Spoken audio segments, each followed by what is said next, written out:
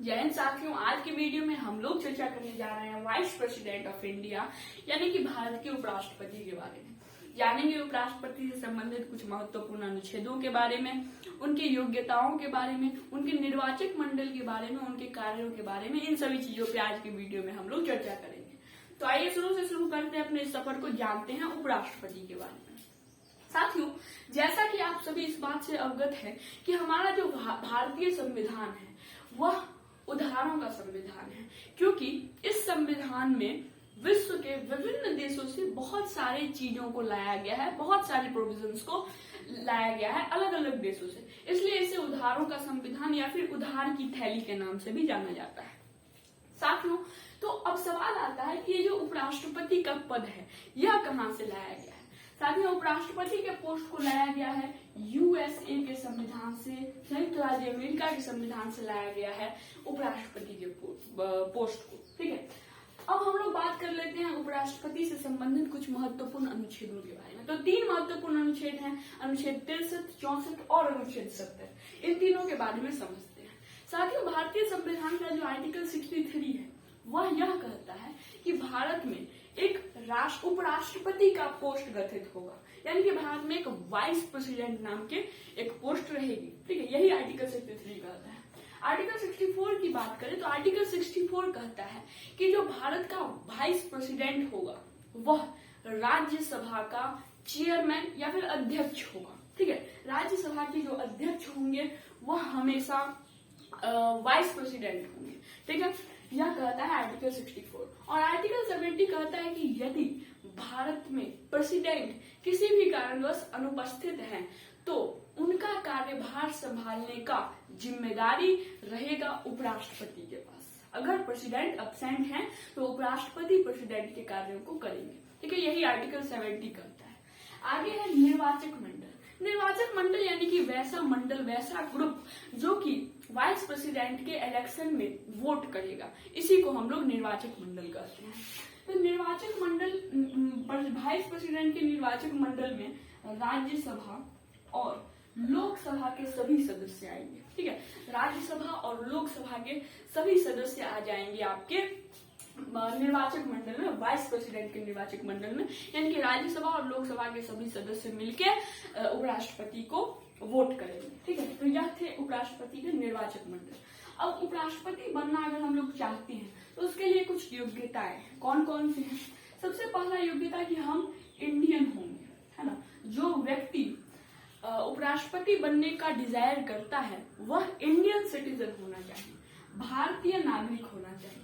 ऐसा नहीं है कि कोई चीन से या पाकिस्तान से उठ के आएगा और कहेगा कि मुझे वाइस प्रेसिडेंट बना दिया जाए, ऐसा नहीं होगा। वह हमेशा इंडियन सिटीजन होना चाहिए।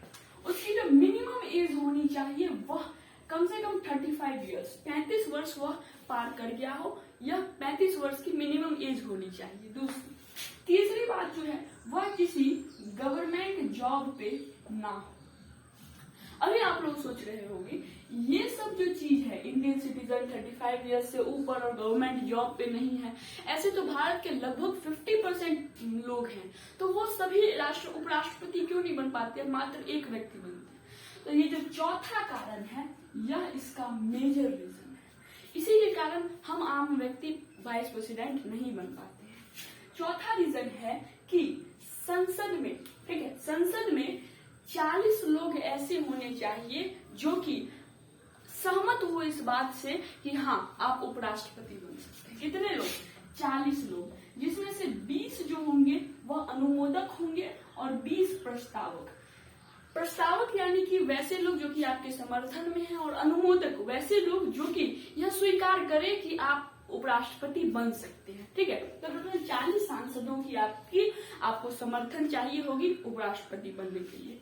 यही एक रीजन है जिसके कारण बहुत लोग नहीं बन पाते हैं। तो हमने उपराष्ट्रपति की योग्यता भी समझ ली। अब देखिए, जो उपराष्ट्रपति होते हैं भारत का, उन्हें शपथ जो है वह प्रेसिडेंट दिलवाते हैं। ठीक है, शपथ कौन दिलवाते हैं? प्रेसिडेंट। भारत के प्रेसिडेंट ही उपराष्ट्रपति को शपथ दिलवाते हैं। और अगर उपराष्ट्रपति अपना त्याग पत्र यानी कि रिजाइनिंग लेटर देना चाहे तो वो किसको देंगे?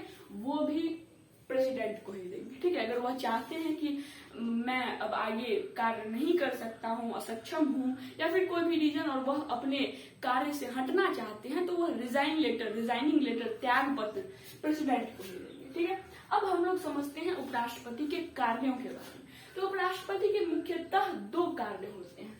पहला तो यह कि राज्यसभा का चेयरमैन होगा, जैसा कि आर्टिकल 64 ऑफ इंडियन कॉन्स्टिट्यूशन कहता है।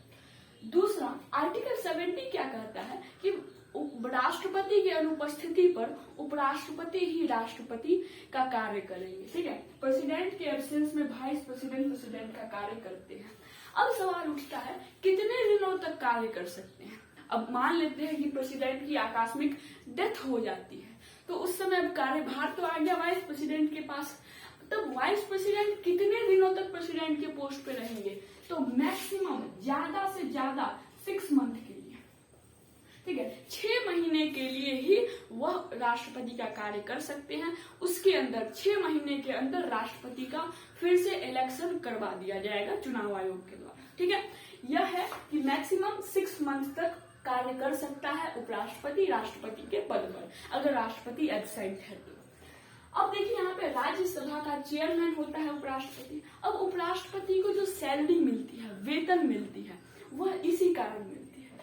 उपराष्ट्रपति को सैलरी इसलिए नहीं मिलती है कि वह भारत का वाइस प्रेसिडेंट है, उसे इसलिए मिलती है क्योंकि वह राज्यसभा का चेयरमैन, राज्यसभा का अध्यक्ष है। वैसे जो वाइस प्रेसिडेंट की सैलरी होती है वह 4 लाख होती है। 4 लाख की सैलरी होती है वाइस प्रेसिडेंट के पास। क्यों होती है? क्योंकि वह राज्यसभा के सभापति होते हैं। तो ये हमने कार्य देख लिया। अब देखिए, अब अगर वाइस प्रेसिडेंट के कार्य से संसद संतुष्ट नहीं है, वाइस प्रेसिडेंट कुछ गलत निर्णय ले रहे हैं, तो उन्हें हटाने के लिए क्या किया जाए? तो वाइस प्रेसिडेंट को हटाने के लिए हमेशा राज्यसभा में प्रस्ताव पारित करवाना होगा।